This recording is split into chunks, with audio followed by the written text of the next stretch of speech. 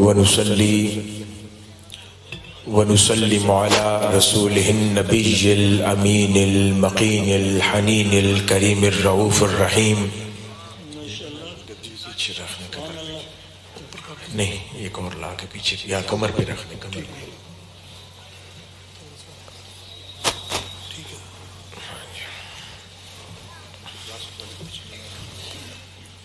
اما بعد فاعوذ باللہ من الشیطان الرجیم بسم اللہ الرحمن الرحیم. ثم اورثنا الكتاب الذین اصطفینا من عبادنا صدق اللہ مولانا العظیم.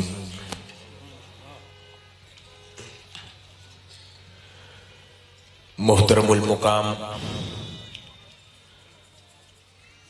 حاجی نذیر چودھری صاحب، نظر چودھری صاحب، انچارج سرپرست ادارہ حاضہ، محترم المقام حاجی عبدالغفور صاحب، امیر تحریک منہاج القرآن چکوال،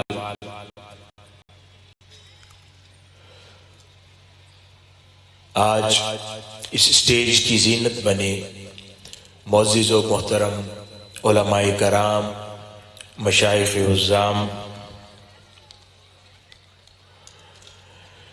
دیگر معزز و محترم سیاسی و سماجی شخصیات، محترم علامہ محمد ادریس رانا، نائب ناظم اعلیٰ تحریک منہاج القرآن شمالی پنجاب، مینیجنگ ڈائریکٹر منہاج ایجوکیشن سوسائٹی، محترم المقام راشد حمید قیلیامی صاحب، محترمہ فوزیہ بہرام صاحبہ، ممبر قومی اسمبلی پاکستان، صدر مدرس ادارہ حاضہ محترم قاری اللہ یار صاحب، دیگر معزز اساتذہ کرام، علماء کرام، اور اس عظیم انسٹیٹیوشن کے طلباء و طالبات، اللہ رب العزت کا بے پایاں لطف و کرم اور احسان عظیم ہے کہ جس نے توفیق عطا فرمائی اور اس سال اس عظیم ادارے میں ایک بار پھر دستار فضیلت کے سلسلہ میں اس عظیم الشان پروگرام اور اجتماع کا انعقاد کیا گیا. میں اس خوبصورت پروگرام اور شاندار اور جاندار پروگرام کے انعقاد پر اس انسٹیٹیوشن کی مینجمنٹ کو اور اس کے علاوہ تحریک منہاج القرآن چکوال کے تمام ذمہ داران کو دل کی عطا گہرائیوں سے مبارک دیتا ہوں. اللہ پاک آپ کی ان کوششوں کو اور کاوشوں کو قبول و منظور فرمائے.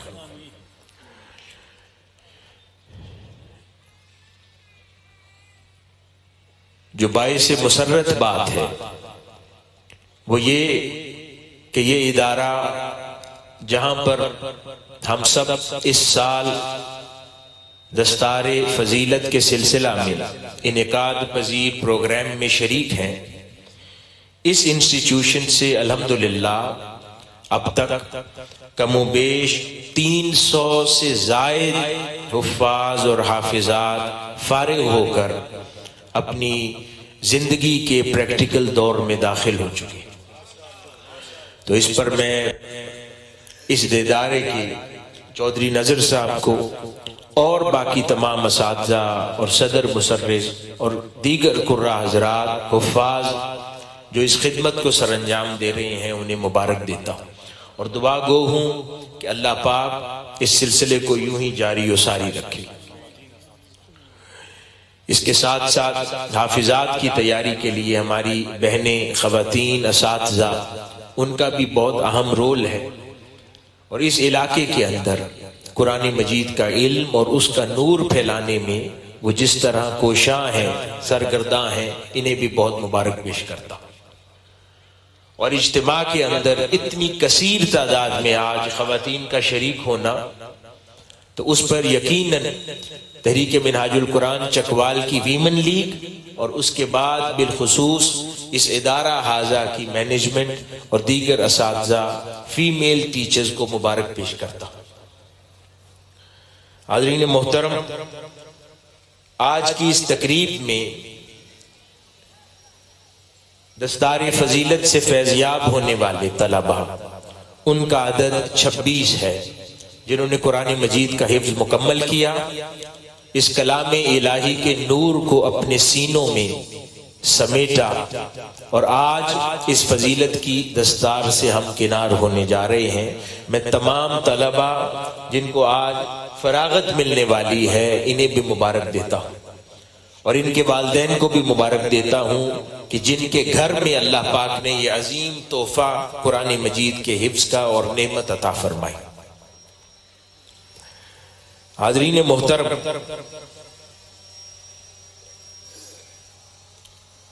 قرآن مجید یہ وہ نعمت ہے، بلکہ نعمت عظمی ہے کہ جو اللہ پاک ہر کسی کو نصیب نہیں فرماتا، بلکہ یہ نعمت صرف انہی کو میسر آتی ہے جو اس کے چنیدہ بندے ہیں۔ اور یہ میں نہیں کہتا، یہ قرآن خود اپنے بارے میں ارشاد فرما رہا ہے۔ جو آیت کریمہ میں نے ابتدا میں تلاوت کی، اس میں اللہ رب العزت ارشاد فرماتے ہیں، پھر ہم نے اس کتاب قرآن کا وارث ایسے لوگوں کو بنایا جنہیں ہم نے اپنے بندوں میں سے چن لیا۔ تو اللہ پاک نے اس قرآن کا وارث اور امین انہی کو بناتا ہے جو اس کے چنیدہ لوگوں میں سے ہوتے ہیں۔ تو مبارک ہو ان تمام طلباء و طالبات کو، مبارک ہو ان تمام حفاظ اور حافظات کو، مبارک ہو ان تمام اساتذہ کو جو قرآن مجید سکھانے، اور وہ طلباء و طالبات جو قرآن مجید سیکھنے کے اس عظیم کام سے جڑے ہوئے ہیں، جن کے سینے میں اللہ پاک نے توفیق دی اور قرآن مجید محفوظ ہوا، اور آج وہ دستار فضیلت سے ہم کنار ہونے جا رہے ہیں۔ تو مبارک ہو آپ سب کو کہ آپ اس طبقے میں شامل ہو گئے ہیں کہ جن کے بارے میں اللہ پاک یہ فرما رہا ہے کہ وہ میرے چنیدہ لوگ ہیں۔ حاضرین گرامی، حدیث مبارکہ ہے کہ وہ حافظ، حفاظ، حافظات جو اپنے سینے میں قرآن مجید کو محفوظ کریں گے، انہیں روز محشر ان کے والدین کو اللہ پاک کھڑا کرے گا، اور وہ جو حافظ اور حافظات ہوں گے ان کے ہاتھوں اور ان کے سروں پر جس طرح آج یہ دستار فضیلت آپ کے سروں پر سجائی جا رہی ہے، اس دن قیامت کے روز اللہ کے حضور بھی ایک دستار فضیلت حفاظ اور حافظات کے سروں پر سجائی جائے گی۔ فرق یہ ہے، یہ دستار فضیلت آج یہاں ممکن ہے کپڑے کی ہو، مگر وہاں پر اللہ کے حضور ان حفاظ اور حافظات کے سر پر جو دستار فضیلت رکھی جائے گی، وہ دستار فضیلت نور کی ہوگی، وہ دستار فضیلت جنت کے قیمتی پتھروں کی ہوگی، وہ دستار فضیلت اللہ کے حضور اس وقت کی سب سے قیمتی دھات کی ہوگی۔ یعنی ان کے سروں پر تاج سجایا جائے گا، اور یہاں پر بات ختم نہیں ہوگی، پھر ان کے والدین کے لیے حکم ہوگا کہ فرشتوں ان کے لیے اتنے قیمتی زرق برق لباس لے کر آؤ کہ ان کا مقابلہ دنیا کی کوئی قیمتی سے قیمتی شے بھی نہ کر پائے۔ تو وہ والدین عرض کریں گے، مولا ہم تو سادہ لوگ تھے، پتہ نہیں اپنے فرض اور واجبات بھی پوری طرح ادا کر پائے یا نہیں۔ یہ فضیلت، یہ تیرا کرم، یہ تیرا انعام کس بات سے ہے؟ اللہ رب العزت فرمائے گا ہاں شاید تمہارے باقی اعمال میں کمی ہو، مگر یہ تمہیں اکرام تمہیں تمہارے اعمال کی وجہ سے نہیں دیا جا رہا، یہ سارا اکرام آج تمہیں اس لیے دیا جا رہا ہے کہ تمہارے بیٹے اور بیٹیوں کو تم نے حفظ کروایا تھا، ان کے قرآن ان کے سینوں میں میرا کلام محفوظ کروایا تھا، انہیں اللہ کا کلام یاد کروایا تھا، انہیں حافظ بنایا تھا۔ یہ سارا اکرام آج تمہیں اس کی باعث دیا جا رہا ہے، تو مبارک ہو ان حفاظ اور حافظات کے والدین کر بھی کہ اس دنیا میں بھی مبارک ہو، اور اس دن کا انتظار کریں کہ جس دن اللہ پاک آپ کو ان قیمتی زرق برق لباسوں سے سجائے گا، اور اس سے بہت زیادہ مبارک بادیں وہاں فرشتوں سے، اہل دنیا سے، اہل انوار سے اس محشر کے روز آپ کو دلوائے گا۔ کس لیے؟ کہ آپ نے اپنے بچوں کو قرآن مجید کی نعمت عطا کی، آپ نے اپنے بچوں کے سینوں میں قرآن مجید محفوظ کروایا، اس خاطر اللہ پاک آپ کو وہ انعام اور اکرام سے نوازے۔ حاضرین گرامی،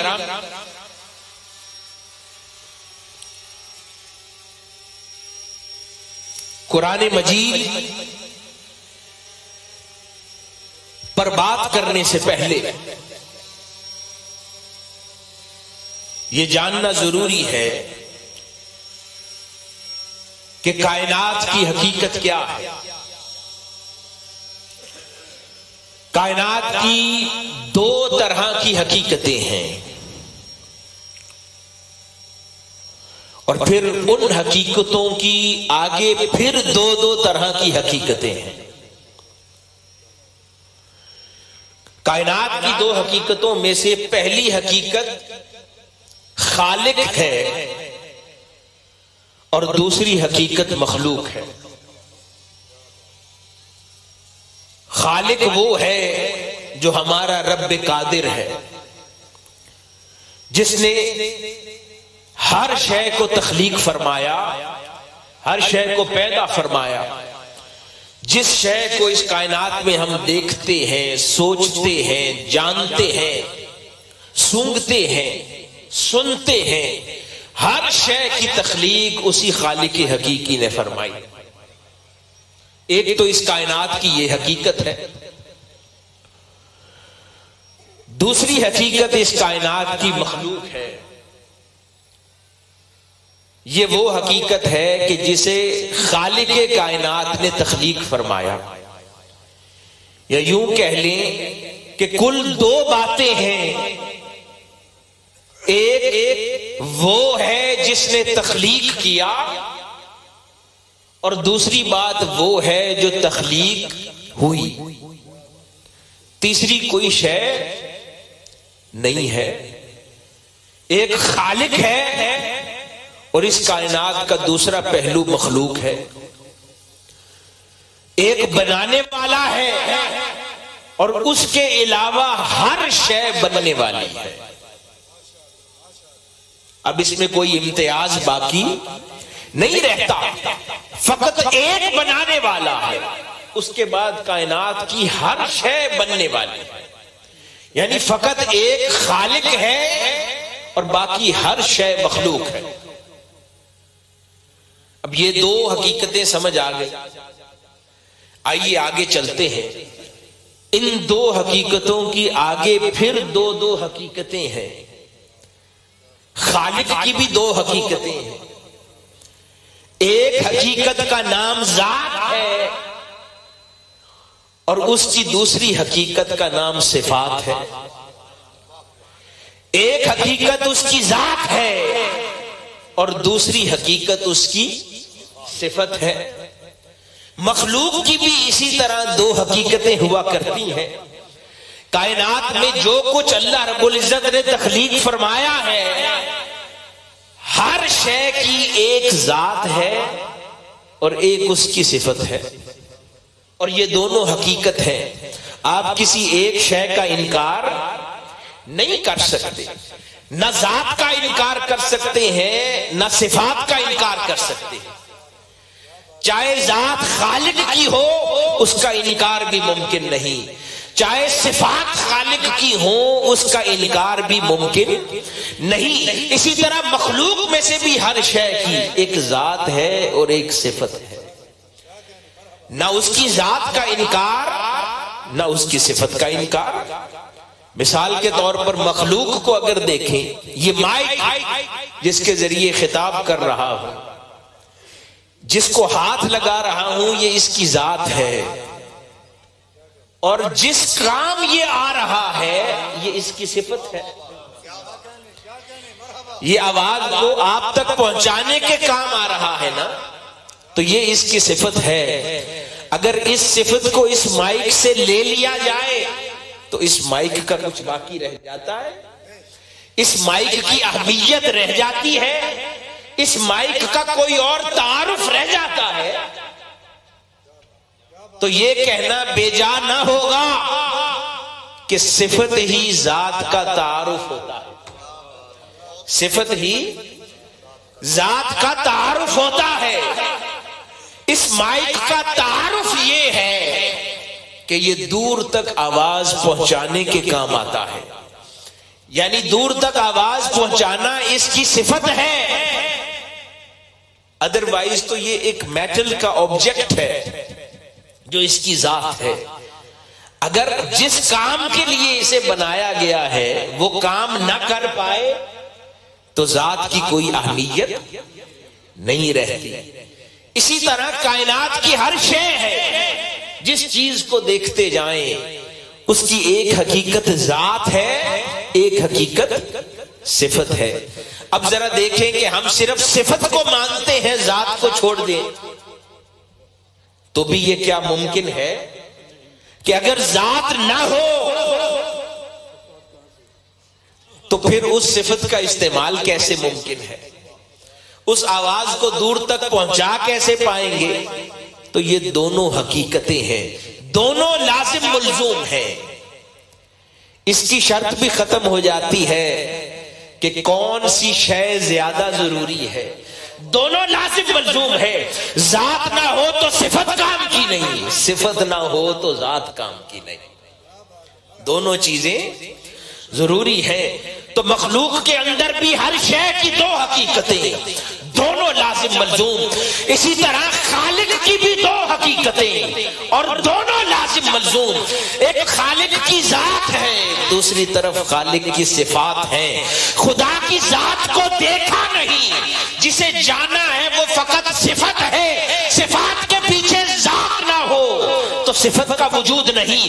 اور اگر صفات فقط ذات ہو اور صفات کی خبر نہ ہو تو ذات سے بے خبری رہتی ہے. ذات کی خبر نہیں، ذات کی اہمیت نہیں، ذات کے فائدے کا احساس نہیں. اگر صفات نہ ہو تو بات سمجھ آئی کہ صفت ذات کا تعارف ہے. اگر وہ تعارف نہ ہو تو ذات کی کوئی شناخت نہیں ہے. تو یہ دو حقیقتیں خالق کی بھی ہے اور یہ دو حقیقتیں مخلوق کی بھی ہیں. اب آئیے ذرا امام مالک کی اس حدیث کی طرف چلتے ہیں جسے انہوں نے روایت کیا. وہ فرماتے ہیں کہ مجھ تک خبر پہنچی، آقا علیہ الصلوۃ والسلام نے فرمایا کہ میں تم میں دو چیزیں چھوڑے جا رہا ہوں، ان کو مضبوطی سے تھامے رکھو گے تو کبھی گمراہی میں نہیں پڑو گے. وہ دو چیزیں کیا ہیں؟ فرمایا ایک میرا کلام اور دوسری میری سنت. فرمایا یہ دو چیزیں تم میں چھوڑے جا رہا ہوں. حاضرین محترم، آئیے اب ذرا پچھلی ذات اور صفت کی تعریف کی روشنی میں اس کی تطبیق کر کے دیکھیں. فرمایا حقیقت میں ایک ہی چیز چھوڑے جا رہا ہوں. وہ کیسے؟ کہ اللہ رب العزت نے ارادہ کیا کہ اس کی ذات جانی جائے، جیسے حدیث قدسی ہے کہ میں ایک خفیہ اور چھپا ہوا خزانہ تھا، میں نے چاہا کہ مجھے لوگ جانے تو اللہ پاک نے اپنی صفات کا ظہور فرمایا، کیونکہ ذات کو پوشیدہ رکھا اور صفات کا ظہور فرمایا، اور اس صفات کی خبر ہمیں کیسے ملی؟ اس کی صفات کی خبر ہمیں اس کی ایک اور صفت سے ملی، وہ صفت اس کا کلام ہے۔ کلام مخلوق ہے یا کلام خالق ہے؟ کلام نہ مخلوق ہے نہ خالق ہے۔ کلام مخلوق کیسے ہو سکتی ہے؟ کلام تو ذات سے جڑا ہوتا ہے، کلام تو اس وجود کا حصہ ہوتا ہے، کلام تو کسی کی ذات کا تعارف ہوتا ہے اور اس کے لبوں سے ادا ہونے والی شے ہوتی ہے، تو کلام اس کی ذات کی صفت ہوتی ہے۔ تو اللہ رب العزت نے اپنے سب سے بڑی صفت قرآن کی شکل میں اس کائنات انسانی کو عطا فرما دی، اور جب اس صفت کو ادا فرمایا پھر اس صفت کے ذریعے اپنی باقی صفات کو کھول کر دنیا کے سامنے رکھ دیا۔ کہیں کہا میری صفت رحمت ہے، کہیں کہا میری صفت شفا دینا ہے، کہیں کہا میری صفت زندہ کرنا ہے، کہیں کہا میری صفت اندھیرا کرنا ہے، کہیں کہا میری صفت اجالا کرنا ہے، کہیں کہا میری صفت رزق دینا ہے، کہیں کہا میری صفت علم دینا ہے، کہیں کہا میری صفت اندھیروں سے، جہالت کے اندھیروں سے اندھیروں کو ختم کر کے علم کا اجالا کرنا ہے، کہیں کہا مظلوم کا سہارا بننا میری صفت ہے، کہیں کہا یتیم کا سہارا بننا میری صفت ہے، کہیں کہا بے سہاروں کے سر کا سہارا بننا میری صفت ہے۔ اس نے اپنی ایک سب سے اعلیٰ صفت کلام الہی کے ذریعے اپنی باقی صفات کھول کے رکھ دی۔ جب وہ صفات کھول دی تو قانون تو یہ ہے کہ اگر ذات سامنے نہ ہو تو صفات کام نہیں کرتی، کیونکہ اللہ نے اپنی ذات تو پوشیدہ رکھی۔ اس سے پہلے بلا تشبیہ و بلا مثال چند اور مثالیں سن لیں۔ ایک عام آدمی ہے، ہم کہتے ہیں کہ طاقتور آدمی یا کہتے ہیں کہ کمزور آدمی۔ اب آدمی تو ذات ہے، طاقتور ہونا یا کمزور ہونا اس کی صفت ہے۔ یہ کیا ممکن ہے کہ کوئی شخص کہے کہ آدمی دائیں آ جائے اور اس کی طاقتوری بائیں آ جائے؟ میں طاقتوری کو اس کی ذات سے جدا کر کے دیکھنا چاہتا ہوں، کیا یہ ممکن ہے؟ نہیں۔ کوئی کہے کہ آدمی دائیں جانب کھڑا رہے اور اس کی کمزوری بائیں جانب آ جائے،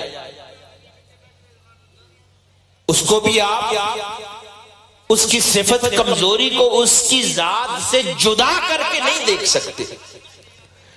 صفت سمجھ تب آئے گی جب وہ ذات پہ پہنی جائے گی۔ صفت سمجھ تب آئے گی جب وہ ذات پہ پہنی جائے گی۔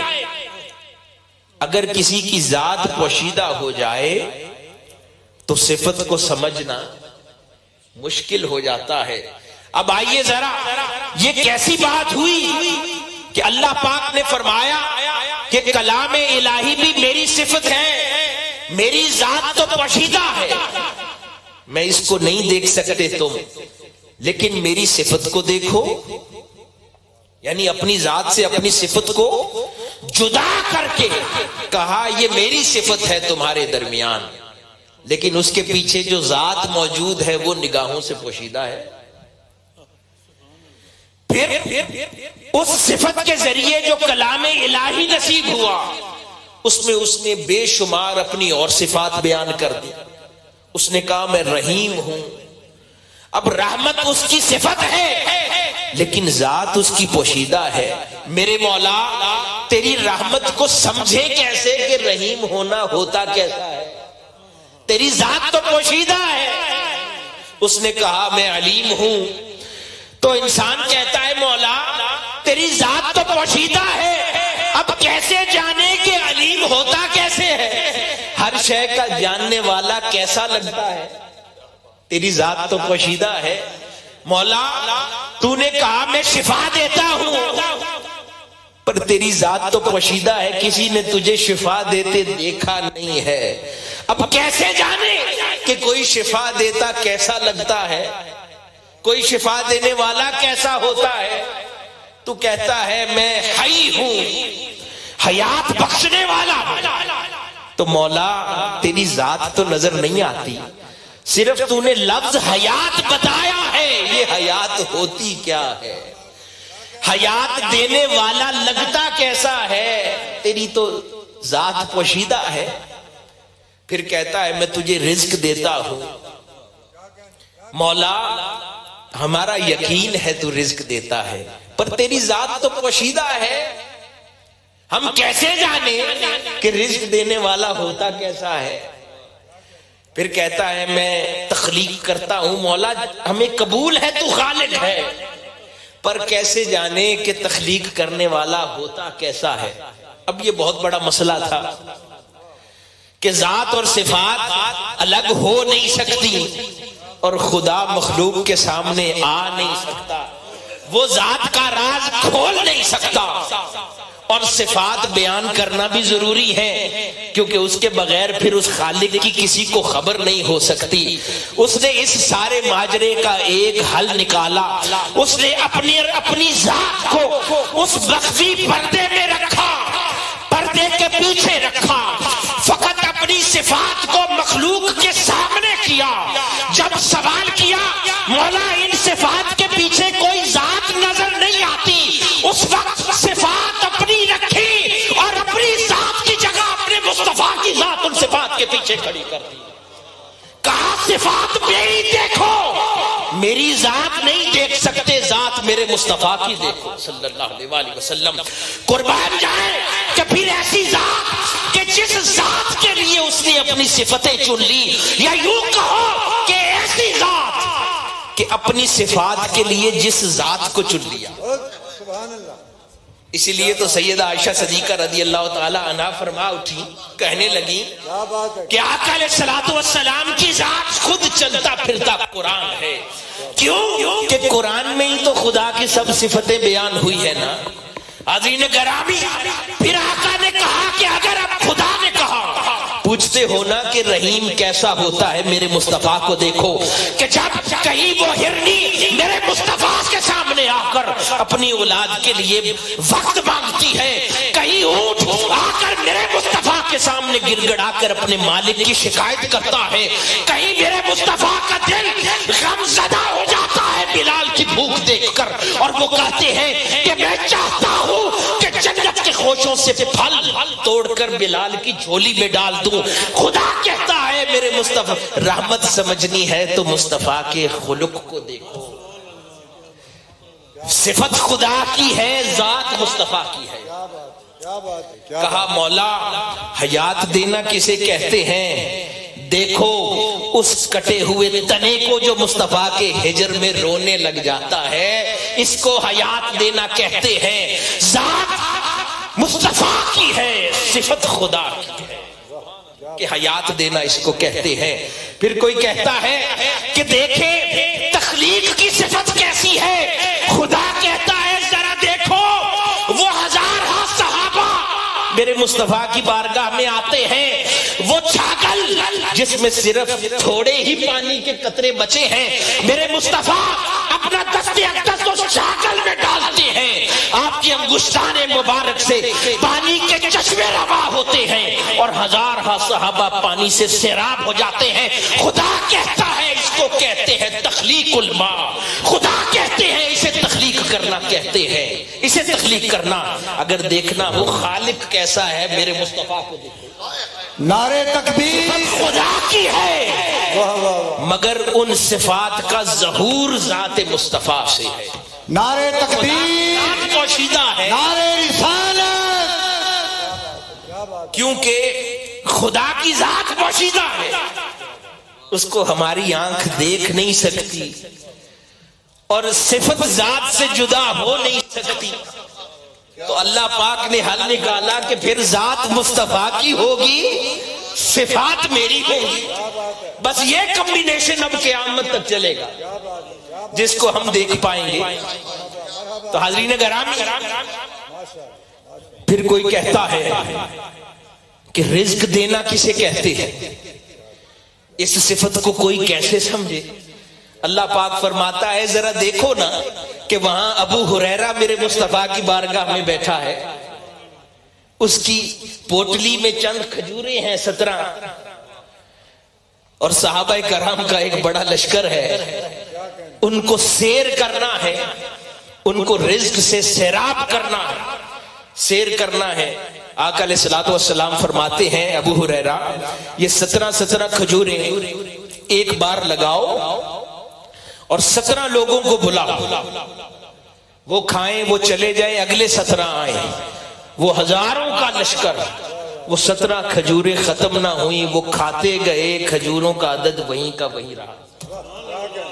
اللہ پاک فرماتا ہے دیکھو اس کو رزق دینا کہتے ہیں.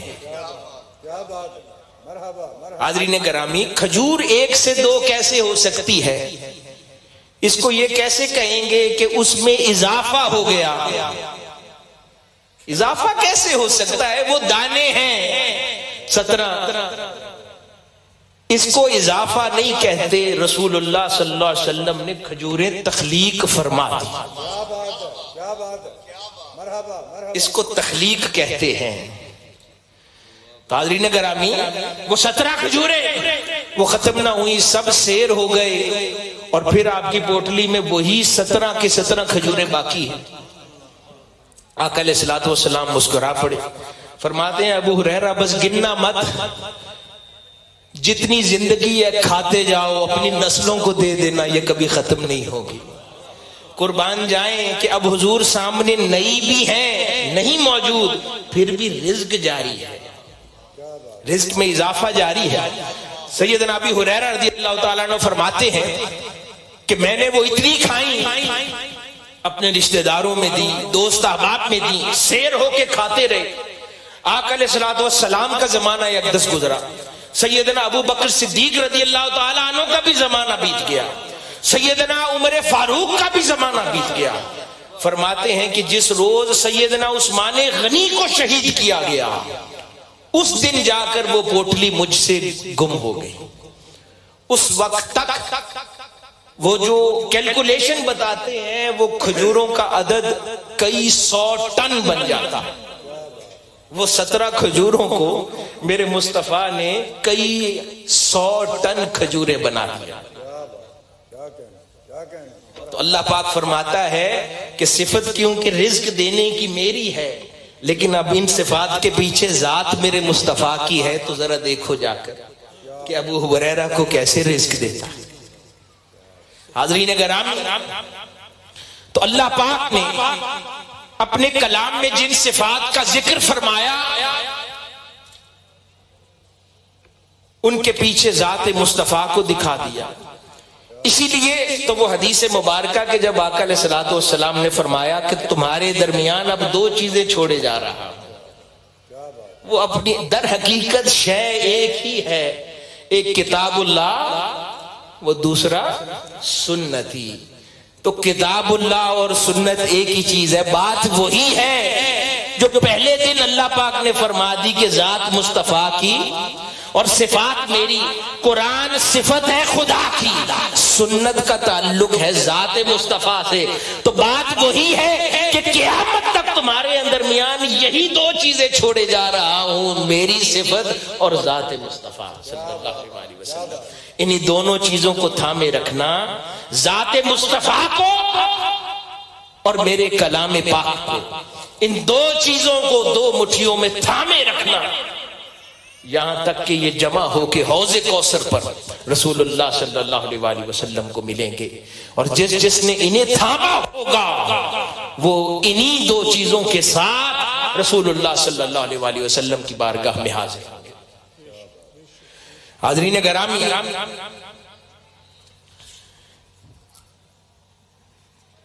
یہ قرآن ہم اس کے بارے میں ذکر کر چکے کہ یہ صفت ہے اللہ پاک کی. نہ یہ خالق ہے نہ یہ مخلوق ہے، یہ خدا کا کلام ہے، اور کلام کبھی کسی متکلم سے جدا ہو سکتا ہے؟ اس کلام کا تعلق کبھی اس کلام کو کہنے والے سے ٹوٹ سکتا ہے؟ نہیں ٹوٹ سکتا۔ جہاں کلام وہاں اس کلام کا کہنے والا، وہاں اس کا متکلم، یہ دو چیزیں ہمیشہ جمع رہتی ہیں۔ اب وہ پہلی بات جیسے ہم عرض کر چکے کہ آقا علیہ الصلوۃ والسلام کی ذات کو جب انہی صفات کے پیچھے اللہ پاک نے کھڑا کیا تو پھر اس کی تصدیق قرآن مجید میں بہت سے مقامات پہ فرماتا گیا، کیونکہ کلام بھی صفت ہے بولنے والے کی، اور قرآن میں اللہ پاک فرماتا ہے اے حبیب یہ حکم آپ نے نہیں دیا، یہ ہم نے دیا ہے، یعنی یہ کلام آپ کا نہیں یہ ہمارا ہے، کیونکہ صفت تو خدا کی ہے۔ اللہ پاک نے رسول اللہ صلی اللہ علیہ وآلہ وسلم کی کوئی صفت ذاتی رہنے دی ہی نہیں، ہر صفت خدا کی ہو گئی، صرف ذات مصطفیٰ کی رہی۔ پھر کہیں فرماتا ہے حبیب یہ کنکریاں پھینکنا طاقت کے ساتھ یہ صفت ہے، تو فرمایا ایک عمل ہے، عمل کے پیچھے صفت ہے، فرمایا یہ آپ نے نہیں پھینکی یہ ہم نے پھینکی ہے۔ ہر صفت کو اللہ پاک اس سے ثابت کرتا گیا اس نقطے کو کہ صفت خدا کی ہے، ذات مصطفیٰ کی ہے۔ حاضرین گرامی، کلام خدا کا ہے، قرآن اب متکلم اس سے جدا نہیں ہو سکتا، اور یہاں یہ مخلوق ہے نہ خالق ہے۔ یہ کائنات میں جو کچھ ہمارے ارد گرد ہے ہر شے مخلوق ہے، ایک شے ہمارے درمیان ایسی بھی ہے جو مخلوق نہیں ہے، وہ کیا؟ وہ قرآن۔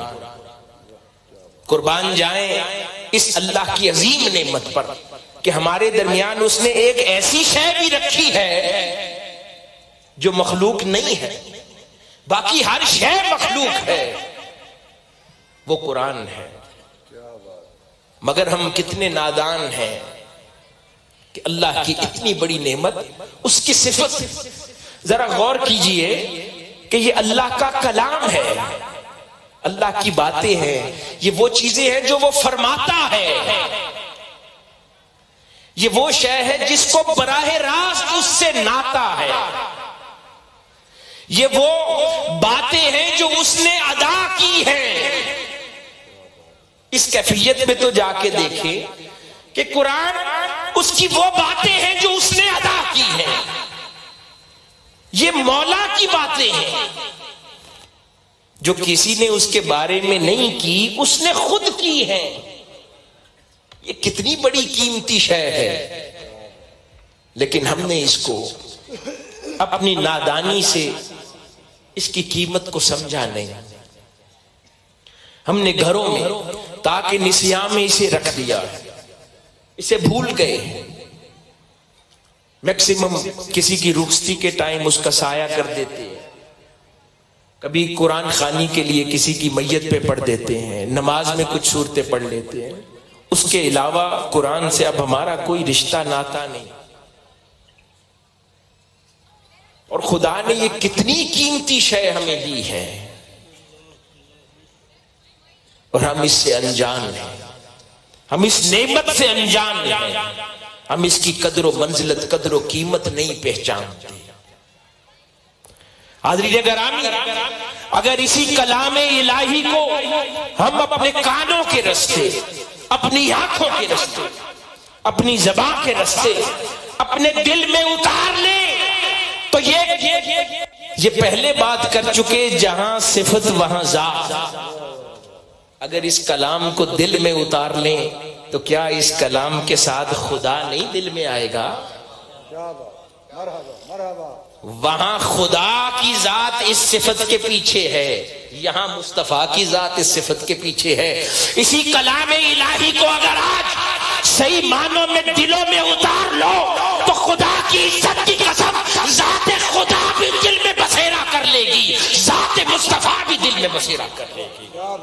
کیونکہ اس صفت کے پیچھے دو ذاتیں ہیں، وہاں خدا کی ذات ہے، یہاں مصطفیٰ کی ذات ہے صلی اللہ علیہ وسلم۔ اور جب خدا دل میں آ جائے گا تو یہ کیسے ممکن ہے کہ خدا کی باقی صفات دل سے باہر رہ جائے؟ پھر دل میں رحمت بھی آ جائے گی، پھر دل میں کرم بھی آ جائے گا، پھر دل میں عفو درگزر بھی آ جائے گا، پھر علم بھی آ جائے گا، پھر علیم ہونے کی صفت بھی مل جائے گی، پھر خبیر ہونے کی خبر بھی مل جائے گی، پھر ہر شے دل میں آ جائے گی جب اس کی یہ صفت اکبر کلام دل میں داخل ہو گیا۔ اور مبارک ہو ان حفاظ کو جنہوں نے اس عظیم نعمت کو محفوظ کرنے کے لیے اپنے سینے پیش کیے۔ لیکن یہاں پر یہ سلسلہ ختم نہیں ہوتا، آگے اس نعمت کی حفاظت ضروری ہے۔ اگر وہ حفاظت نہ کر پائیں تو اتنا گناہ بھی ہے، کیونکہ اللہ پاک کی اس نعمت کو حاصل کر کے رائے گاہ کرتے ہیں۔ ایک تو وہ شخص ہے نا جس کو حاصل ہوئی ہی نہیں، ایک وہ شخص ہے کہ جس کو ملی اس نے اس کی قدر نہ کی۔ حضرین گرامی، سیدنا فضیل رضی اللہ تعالی عنہ فرماتے ہیں کہ جس شخص کے سینے میں خدا کا کلام یعنی قرآن محفوظ ہے وہ در حقیقت اسلام کا جھنڈا اٹھانے والوں میں سے ہے، اور اس کے لیے ضروری ہے کہ وہ غیر ضروری اور بیہودہ باتوں میں ملوث نہ ہو۔ جس نے اپنے سینے میں قرآن محفوظ کر لیا اس کے لیے اب ضروری ہے کہ وہ بیہودہ باتوں میں نہ پڑے، وہ ایسے بے جا غیر ضروری کھیل کود کی چیزوں میں مبتلا نہ ہو جو اسے اللہ اور اس کے رسول سے غافل کر دیں۔ اور باقی لوگوں کے لیے ضروری ہے کہ وہ اس کا احترام کریں کہ جس کے دل میں خدا کی صفت ہے، یہ کوئی عام کتاب نہیں ہے، یہ خدا کا کلام ہے، اور اگر کسی کے سینے میں محفوظ ہے وہ فرماتے ہیں کہ باقی لوگوں کو چاہیے کہ اس کا احترام کریں۔ اور ہمارے ہاں حالات کیا ہیں؟ کوئی امام مسجد ہو، کوئی حافظ قرآن ہو، اس کی علاقے میں سب سے کم عزت ہوتی ہے، اس کا رتبہ سب سے کم ہے، یہاں تک کہ سرکاری گریڈز اور رینکس میں بھی سب سے لوئسٹ گریڈ اس کو دیا جاتا ہے جو حافظ قاری یا امام مسجد ہو۔ ہم نے کیا بنا دیا؟ اور وہاں پر اللہ پاک کی منشا کیا ہے کہ جس کے دل میں میری صفت رہتی ہے اس کو کتنی عزت دی جانی چاہیے۔ اور پھر ایک اور خاص بات فرماتے ہیں کہ اب جس کے دل میں خدا کا کلام رہتا ہے اس کو یہ زیب نہیں دیتا کہ وہ اپنی حاجت روائی کے لیے لوگوں کے دروازوں پہ دھکے کھاتا پھرے۔ یہ بہت غور طلب بات ہے۔ آپ ہمارے بھائی حفظ القرآن کے بعد آگے تعلیم جاری رکھیں گے، پھر کہیں نہ کہیں اپنی ذمہ داریاں ادا کرنے جائیں گے، اور اس کے بعد مجبور ہو کر ہم اپنی حیثیت کو بھول جاتے ہیں کہ ہم کیا ہیں، اور پھر دنیا داری کے چکر میں علماء ہوں، حفاظ ہوں، قرآن دنیا داروں کے دروازوں کے دھکے کھاتے ہیں۔ فرمایا اسے زیب نہیں دیتا کہ وہ لوگوں کے دروازوں پہ دھکے کھائے، بلکہ دوسرے لوگوں کو زیب دیتا ہے کہ وہ آ کر اس کی چوکھٹ پر سلام کیا کریں جس کے دل میں کلام الہی محفوظ ہے۔ اور میرے بھائیوں، یہ تب ممکن ہوگا جب آپ اپنے کردار کو ایسا شستہ بنائیں گے کہ لوگ خود آپ کے کردار کی تعریف کر کے آپ کے دروازے پر سلام کرنے آئیں۔ جب آپ خود اپنے آپ کو لوگوں کے دروازوں پر جا کر اپنی قیمت کو گرائیں گے تو پھر آپ کے دروازے پر کوئی نہیں آئے گا۔ حاضرین گرامی،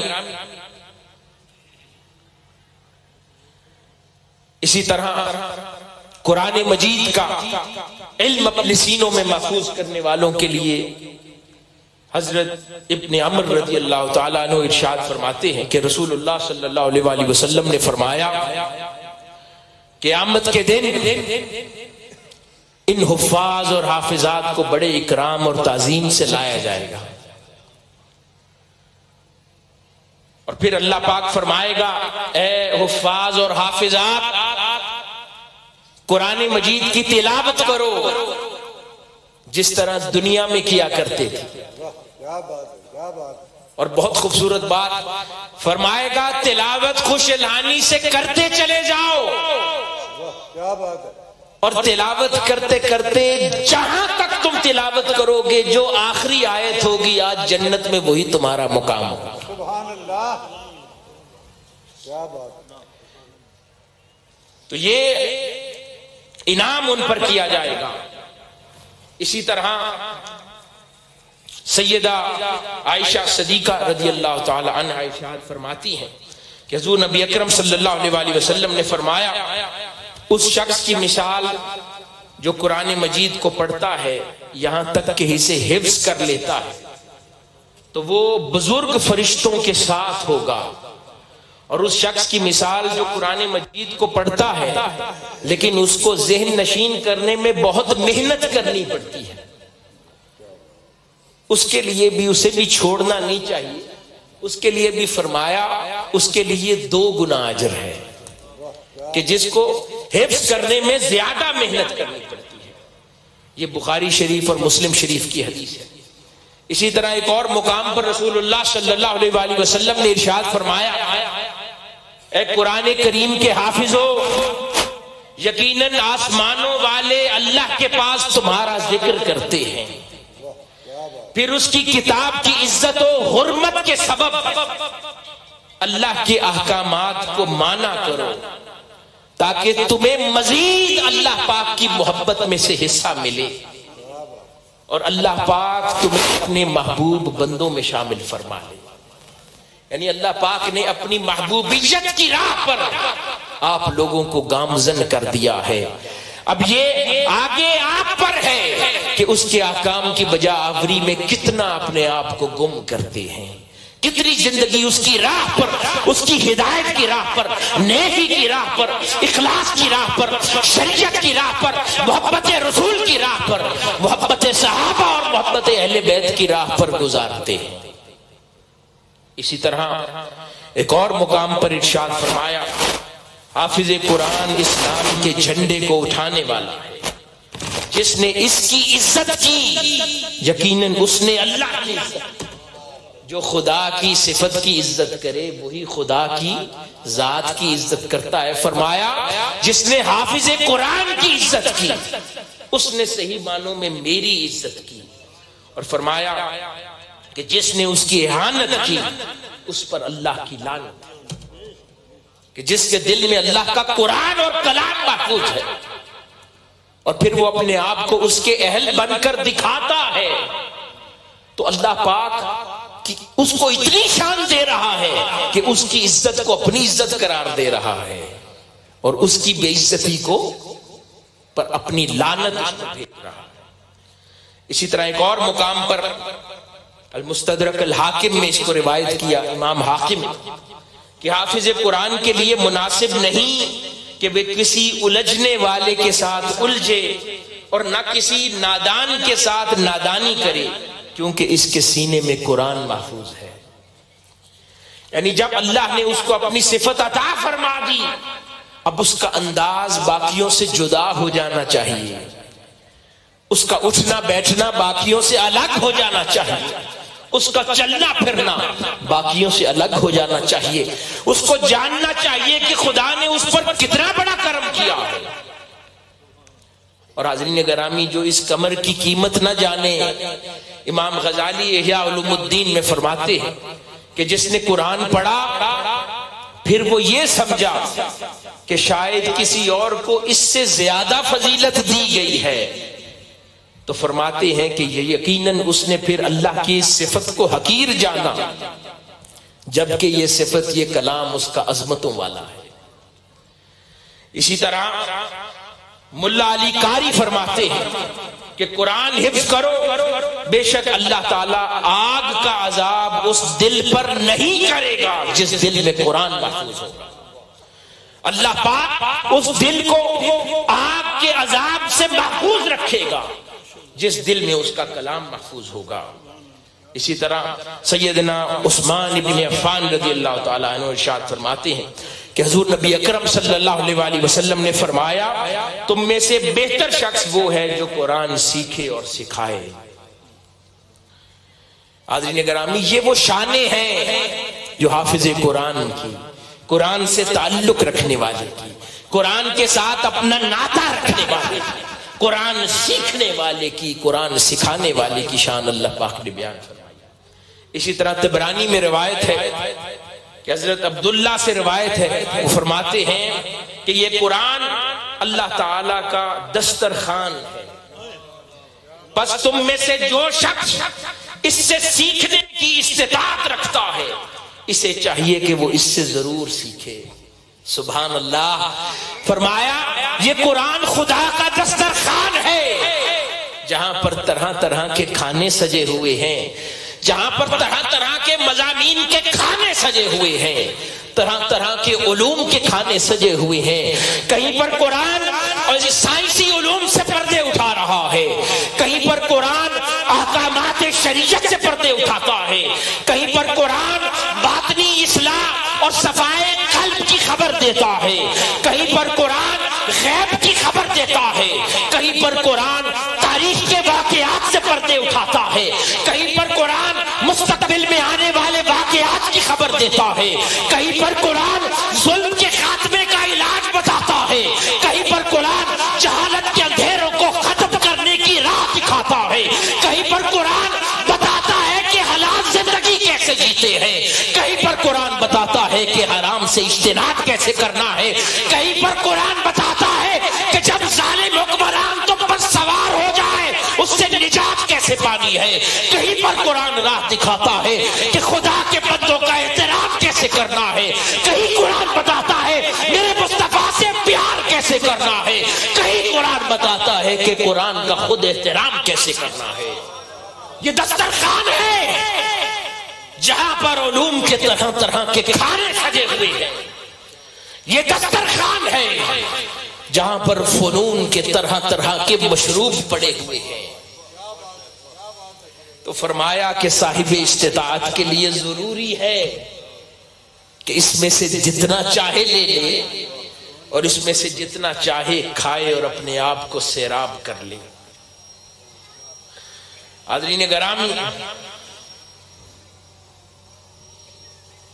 یہ قرآن اس کے بارے میں حضرت زید بن ارقم رضی اللہ تعالیٰ عنہ فرماتے ہیں کہ رسول اللہ صلی اللہ علیہ وآلہ وسلم نے فرمایا کہ یہ قرآن اللہ کی کتاب، یہ ہدایت اور نور ہے، جس نے اس کتاب کو مضبوطی سے تھام لیا اور اس کے احکامات پر عمل کیا وہ ہدایت یافتہ ہو گیا، اور جس نے اس کو چھوڑ دیا وہ گمراہ ہو گیا۔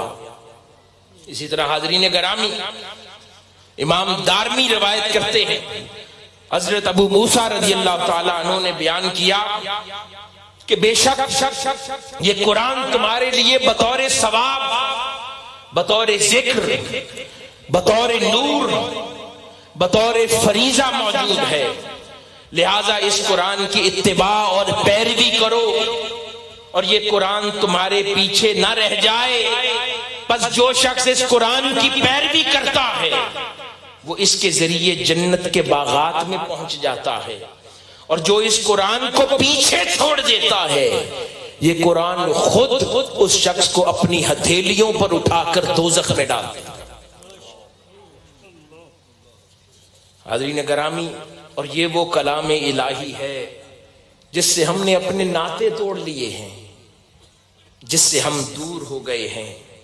ہمیں خبر نہیں ہے کہ اللہ پاک نے یہ کتنی بڑی نعمت ہمارے درمیان رکھ دی ہے جس سے ہم فیض نہیں پائے۔ ایک اور مقام پر یہ صحیح بخاری کی حدیث ہے، حضرت عبداللہ روایت کرتے ہیں رضی اللہ تعالیٰ عنہ کہ حضور نبی اکرم صلی اللہ علیہ وآلہ وسلم نے فرمایا بہت برا ہے کسی کا یہ کہنا کہ فلاں فلاں آیت بھول گیا، بلکہ اسے سن لے، یہ بھولا نہیں، اسے بھلا دیا گیا۔ قرآن مجید کو سنتے سناتے رہو، کیونکہ لوگوں کے سینوں سے نکل جانے میں وہ رسی سے بندھے ہوئے جانوروں سے بھی زیادہ تیز ہے۔ خدا کا کلام ہے۔ حضور شیخ الاسلام فرماتے ہیں کہ دنیا کے مختلف چیزیں ہیں نا، ان میں نخرہ ہوتا ہے۔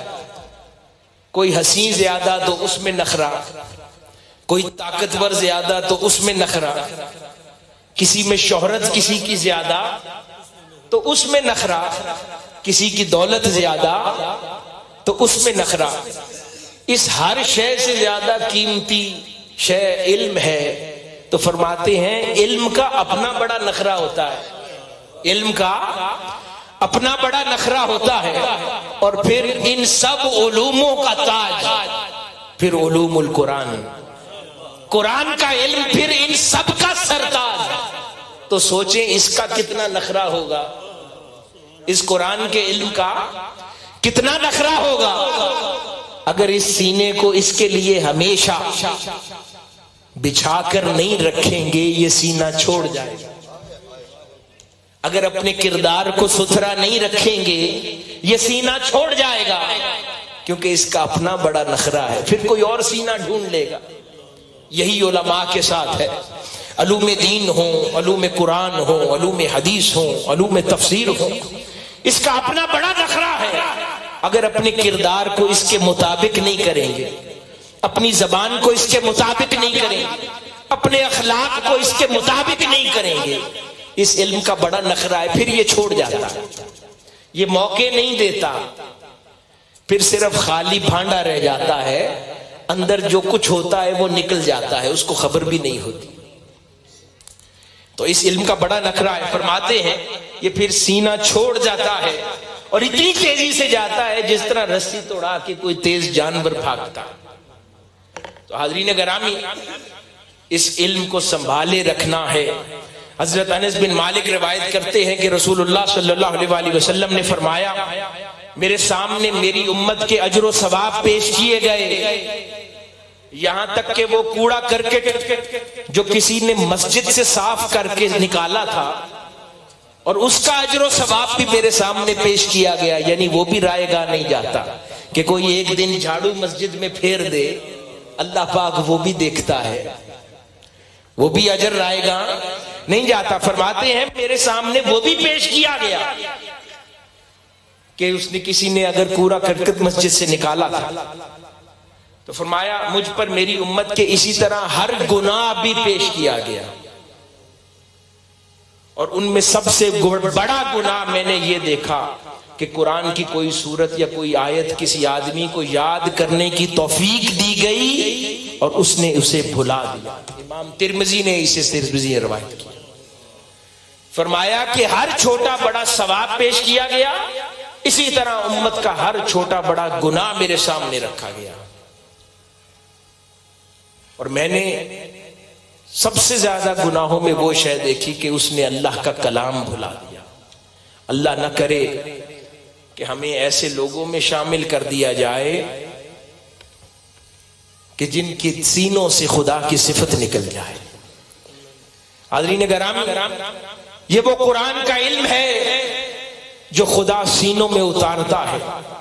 قرآن کے فیوزات کئی طریقوں سے جاری ہوتے ہیں، کبھی اس کو یاد کرنے سے، کبھی اس کو ترتیل سے پڑھنے سے، کبھی اس کے فیوزات اس کا ترجمہ اور تفسیر پڑھنے سے، کبھی اس کے فیوزات اس میں غور و خوض کرنے سے، کبھی اس کے فیوزات پھر اپنی زندگی میں اس قرآن کے علوم کو ڈھال لینے سے، پھر کبھی اس کے فیوزات لوگوں کو سکھانے سے جاری ہوتے ہیں۔ تو کئی طرح سے اس کے فیوزات جاری ہوتے ہیں، اور یہ سب چیزیں جب جمع ہوتی ہیں تو لوگوں کا شمار علماء میں ہونے لگ جاتا ہے، وہ علم کے امین ہو جاتے ہیں، قرآنی علوم کے، جہاں پر وہ قرآن کی تلاوت بھی کرتے ہیں، قرآن میں سے یاد بھی کرتے ہیں، قرآن کا ترجمہ اور مفاہیم بھی جانتے ہیں، قرآن میں غور و خوض بھی کرتے ہیں، پھر قرآن کی تعلیم بھی دیتے ہیں۔ حاضرین گرامی، ان کے لیے ضروری ہے کہ وہ شخص، وہ نوجوان، وہ بیٹا، وہ بیٹی، وہ بھائی، وہ بہن جو اس راہ کا مسافر بن رہا ہے اور اس کا آغاز حفظ القرآن سے کر رہا ہے اور آگے وہ خدا کے دین اور ان علوم دینیہ کا حافظ اور اسکالر بننا چاہتا ہے، اس کے لیے پھر ضروری ہے کہ وہ اپنی زندگی میں جوں جوں علم میں اضافہ کرے، اخلاص بھی بڑھاتا چلا جائے۔ ہر شے سے بڑھ کر جس شے کی اسے ضرورت ہے وہ اخلاص ہے۔ اور یہ علوم اسلامیہ کے علاوہ کوئی بھی فیلڈ ہے، چاہے آپ سائنٹسٹ ہی کیوں نہیں ہے، ڈاکٹر ہی کیوں نہیں ہے، انجینئر ہی کیوں نہیں ہے، اگر اخلاص نہیں ہے تو اللہ اپنے راز نہیں دے گا۔ حاضرین گرامی، یہاں ایک نکتہ ذرا عرض کرتا چلو عوام الناس کے لیے۔ کائنات میں ہر شے کا خالق کون ہے؟ اللہ۔ ہر بات کا خالق کون ہے؟ ہر نئے خیال کا خالق کون ہے؟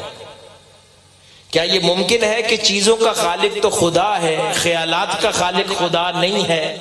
ایسا ہو سکتا ہے؟ ہر بات کا خالق بھی وہ ہے، ہر خیال کا خالق بھی وہ ہے۔ تو پھر جب ہم دیکھتے ہیں کہ کوئی سائنسدان ہو، کوئی ڈاکٹر ہو، کوئی ایجاد کرنے والا ہو، اس کے ذہن میں جب نیا خیال آتا ہے تو اگر خدا کی توفیق نہ ہو تو وہ نیا خیال اس کے ذہن میں نہیں آ سکتا، کیونکہ وہ دینے والا ہے، وہ ان نئے خیالات کا تخلیق فرمانے والا ہے۔ تو حاضرین گرامی، خدا اپنی کوئی شے اسے نہیں دیتا جس کے سینے میں اخلاص نہ ہو، چاہے کوئی مسلمان ہو یا نان مسلم، اگر اس کا باطن اخلاص سے خالی ہے وہ ساری زندگی اس علم کی ورق گردانی کرتے گزار دے گا، لیکن کوئی نیا خیال نہیں آئے گا۔ حاضرین گرامی، اسی لیے تو کثیر تعداد میں علماء پوچھتے پوچھتے رہ گئے۔ وہ کہتے ہیں کہ یہ بخاری ہم نے بھی پڑھی تھی، یہ مسلم ہم نے بھی پڑھی تھی، یہ صحاح ستہ ہم نے بھی پڑھی تھی، یہ تفاسیر ہم نے بھی پڑھی تھی، مگر کیا ہے کہ 40 سال یہ کتابیں پڑھ اور پڑھا کر ہم وہ نہیں نکال سکتے جو شیخ الاسلام نکال لیتے ہیں، ان مسئلوں کا حل ہم نہیں نکال پاتے جو ہر اگلے دن شیخ الاسلام انہی کتابوں کو پڑھ کے نکال دیتے ہیں۔ وہ کوئی نئی کتابیں تو نہیں لائے۔ فرق اتنا ہے کہ کسی کے سینے میں اخلاص ہے، کسی کے سینے میں نہیں ہے۔ خدا اسی لٹریچر سے نیا خیال نکال کر اسی کو دیتا ہے جس کے دل میں اخلاص ہو، جس کے دل میں شہرت پرستش ہو، جس کے دل میں مال پرستش ہو، جس کے دل میں لوگوں کے، مالدار لوگوں کے دروازوں کے چکر لگانا، اس کو خدا اپنی نعمت کوئی کیا دے گا؟ تو پھر پوچھتے ہیں کہ شیخ الاسلام کیوں ہے؟ اور کتابیں تو ہم نے بھی وہ درسیات کی پڑھ رکھی ہیں، پر وہ راز ہمیں سمجھ نہیں آتا جو شیخ الاسلام سمجھ کے سمجھا دیتے۔ تو یہ اخلاص ہے۔ تو جو بھی اس راہ کا مسافر ہونا چاہتا ہے وہ اس اخلاص کی نعمت کو اپنا لے، کیونکہ اس علم کے راستے میں بہت اژدہا بیٹھے ہیں کہ جب انسان اس علم کے راستے پر گامزن ہوتا ہے اس میں تکبر بھی آتا ہے، اس میں رونت بھی آتی ہے، اس میں سے اخلاص بھی جاتا ہے، اس پر ریا بھی حملہ کرتا ہے، اس پر دنیا بھی حملہ کرتی ہے، اس پر شہرت بھی حملہ کرتی ہے، اس پر دنیا کی تمام ہوسیں حملہ کرتی ہے۔ اور پھر کوئی کسی حملے سے گھائل ہو جاتا ہے، کوئی کسی حملے سے گھائل ہوتا ہے، وہ بڑا مرد ہوتا ہے جو ان سب حملوں سے بچ کر اپنی آخری منزل کو پہنچ جائے، اسی کو شیخ الاسلام کہتے ہیں۔ حاضرین گرامی، آقا علیہ الصلوۃ والسلام کی حدیث مبارکہ ہے، میں بات کو اختتام کی طرف لا رہا ہوں۔ آقا علیہ الصلوۃ والسلام نے فرمایا کہ جس نے اس غرض سے علم حاصل کیا، بہت غور طلب حدیث ہے، آخری عرض کر رہا ہوں جس نے اس غرض سے علم حاصل کیا کہ علماء اس پر فخر کریں، جس نے اس غرض سے علم حاصل کیا کہ علماء اس پر فخر کریں، یا وہ اپنے علم کے ذریعے بے وقوفوں سے مناظرے جیتے، بے وقوفوں سے جھگڑے جیتے، یا اپنے علم کے ذریعے دنیا کی توجہ کا مرکز بن جائے۔ یہی تین طرح کی خواہشات دلوں میں ہوتی ہے نا۔ فرمایا آقا علیہ الصلوۃ والسلام نے جس نے علم حاصل کیا کہ اس لیے کہ علماء اس پر فخر کریں، جس نے علم حاصل کیا اس لیے کہ وہ مناظرے جیتے، جس نے علم حاصل کیا اس لیے کہ وہ بے وقوفوں کے جھگڑوں میں جھگڑے جیتے، تو فرمایا ایسے عالم کو اللہ پاک واصل جہنم فرما دے گا، ایسے عالم کو اللہ پاک واصل جہنم فرما دے گا کہ جس نے علم ان تین وجوہات سے حاصل کیا، اور جس نے علم حاصل کیا اس لیے کہ اپنے وہ خالق کو جان سکے، اس نے علم حاصل کیا اس لیے کہ اپنے ہونے کی وجہ جان سکے، اس نے علم حاصل کیا اس لیے کہ میں جتنا زیادہ جانوں گا اپنے خالق کو اتنا زیادہ مانوں گا، جس نے علم حاصل کیا اس لیے کہ جتنا اپنے مولا کو جانوں گا اتنی خشیت اس کی میرے دل میں زیادہ داخل ہوگی، میں اس کا زیادہ بہتر بندہ بن سکوں گا، اس کا زیادہ بہتر عبد بن سکوں گا، زیادہ بہتر انداز میں بندگی بجا لا سکوں گا۔ تو پھر اس نے مقصد کو پا لیا اور وہ خدا کی رضا اور محبت کا مستحق ہو گیا۔ حاضرین گرامی، یہ وہ علم ہے، یہ وہ علوم ہے کہ جن کی اللہ پاک نے اتنی فضیلت رکھی ہے کہ اس کے علم کے حامل شخص کی عزت کو اپنی عزت قرار دے دیا، اور جس نے اس کی اہانت کی اللہ پاک نے اس پر لعنت فرما دی۔ لیکن آج ہم لوگوں نے قرآن کے علوم سے، قرآن کے فنون سے، قرآن کے مضامین سے اپنے ناطے کو توڑ لیا ہے، لیکن اس دور میں بھی تحریک منہاج القرآن اور شیخ الاسلام پروفیسر ڈاکٹر محمد طاہر القادری کی صورت میں اللہ پاک نے عظیم نعمت اس دور کے مسلمانوں کو اور انسانیت کو عطا کر رکھی ہے۔ منہاج القرآن وہ جماعت ہے اور شیخ الاسلام وہ ذات ہے کہ جو آج بھی اس قرآن کے علم کے نور کو عام کرنے میں مصروف ہیں۔ جگہ جگہ اس ایسے ادارے جیسے ادارہ جات بھی بنا رہے ہیں جہاں سے ہزارہ افراد قرآن کا نور لے رہے ہیں۔ حاضرین گرامی، اسی مرکز کی طرح کا جو لاہور میں منہاج القرآن کا تحفیظ القرآن کا مرکز ہے، اس سے آج تک کم و بیش 5000 حفاظ اور حافظات فارغ و تحصیل ہو چکے، یعنی قرآن کا علم یوں عام ہو رہا ہے۔ اور یہاں تک نہیں بلکہ قرآن کے غور و خوض اور اس کے مفاہیم کو سمجھانے کے لیے شیخ الاسلام نے عرفان القرآن کی شکل میں ایک عظیم الشان اور فقید المثال ترجمہ بھی دیا، جو دنیا کی کئی زبانوں میں ٹرانسلیٹ ہو چکا ہے۔ اس سفر کو پھر یہاں تک محدود نہیں رکھا، بلکہ پھر پچھلے سال ایک عظیم تحفہ قرآن کی انسائکلوپیڈیا کی شکل میں شیخ الاسلام نے امت محمدی صلی اللہ علیہ وسلم کو عطا فرما دیا۔ کیوں کہ یہ قرآن کی انسائکلوپیڈیا کے ذریعے پھر سے امت محمدی صلی اللہ علیہ وسلم قرآن سے اپنا ٹوٹا ہوا رشتہ جوڑ سکے۔ کبھی وہ رشتہ ٹوٹ گیا زبان کے پیچ و خم نہ سمجھنے کے باعث، کہیں وہ رشتہ ٹوٹا قرآن کے مفاہیم اور مضامین نہ سمجھنے کے باعث۔ آپ نے ان 8 عظیم الشان جلدوں کے اندر 5000 سے زائد عام فہم انداز کے اندر قرآن مجید کے ہر موضوع کو بیان کر دیا۔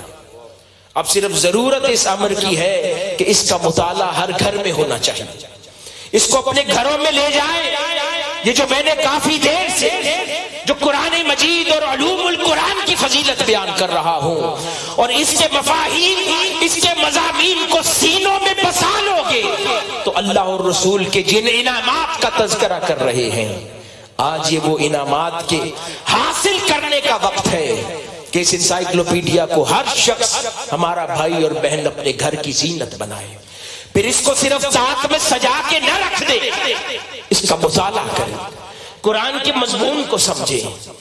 گھر میں کوئی مسئلہ ہو تو قرآن سے جاننے کی کوشش کرو۔ اب یہاں پر کسی کی انٹرپریٹیشن کی بات نہیں رہی، کیونکہ آپ نے براہ راست قرآن مجید کی آیات کو عام فہم انداز میں ہر موضوع کے نیچے جمع فرما دیا ہے۔ اب یہاں پر زبان مفسر کی نہیں ہے، یہاں پر زبان کسی محقق کی نہیں ہے، یہاں زبان خود خدا کی ہے۔ اگر اب مسئلہ ہے تو قرآن خود بتائے گا، جو مسئلہ ہے ایگزیکٹلی اللہ رب العزت اس کا جواب کیا دیتا ہے وہ اس سے جان سکتے ہیں۔ ہر گھر کے اندر سجائیں اور اس کا مطالعہ کریں، اپنے علم میں اضافہ کریں۔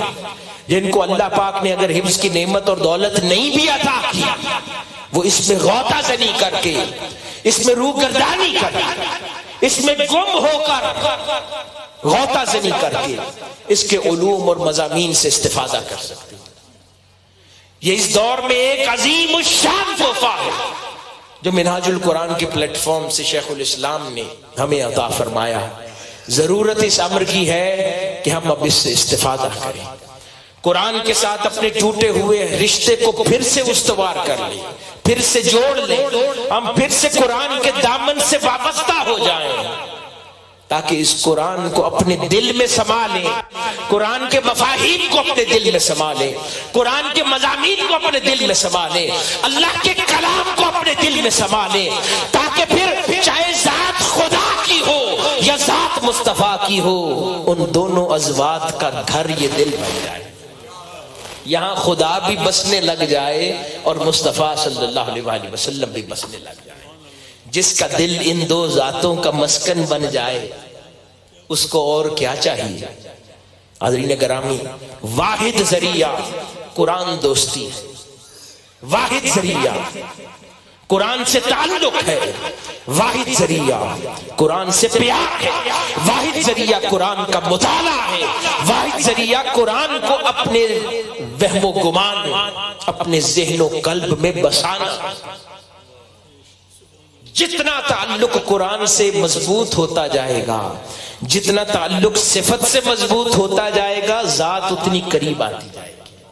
ہم جتنا صفت سے دور ہوتے جائیں گے، ذات اتنی دور ہوتی جائے گی۔ یہ پیغام ہے آج کا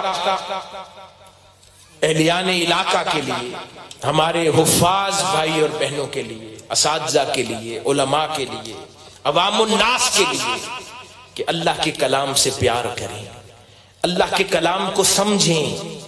ہر چیز کے لیے وقت نکالتے ہیں، کچھ خدا کے اس تحفے کے لیے بھی وقت نکالا کریں، قربان جائیں۔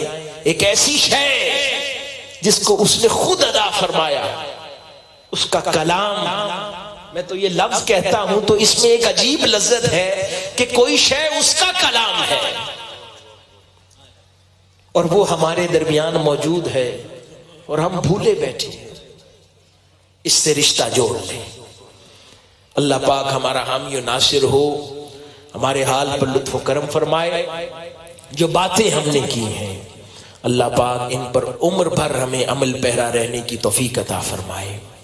اور آخر میں تمام انتظامیہ کو جنہوں نے اس عظیم الشان پروگرام کا انعقاد کیا اور اس چکوال کی پوری تنظیم کو شاندار استقبال کیا، شاندار پروگرام کے اندر افرادی قوت اور ساتھیوں کی شرکت، آپ سب کو بہت مبارک ہو۔ اور آخر میں اس ادارے کے لیے جو فیملی محترم مرحوم عطا محمد صاحب اور ان کے باقی رشتہ دار جنہوں نے اس نیک کام کے لیے اس زمین کا ٹکڑا تحفہ دیا، اور بعد ازاں جن ساتھیوں نے اپنی مشقت سے، کوششوں سے، ڈونیشنز کے ساتھ اس ادارے کو مکمل کیا، آپ سب کو بھی مبارک دیتا ہوں کہ آپ کے دیے ہوئے پیسے اور ڈونیشن پر اتنا نیک کام ہو رہا ہے، قرآن کی خدمت ہو رہی ہے۔ اللہ پاک ہمارا حامی و ناصر ہو، ہمارے حال پر لطف و کرم فرمائے۔ والسلام وما علینا الا البلاغ۔ اس کی تصویر الٹی کیسے بنے گی آپ پر؟ اچھا وہ دوسری دونوں طرف ہے، چلو۔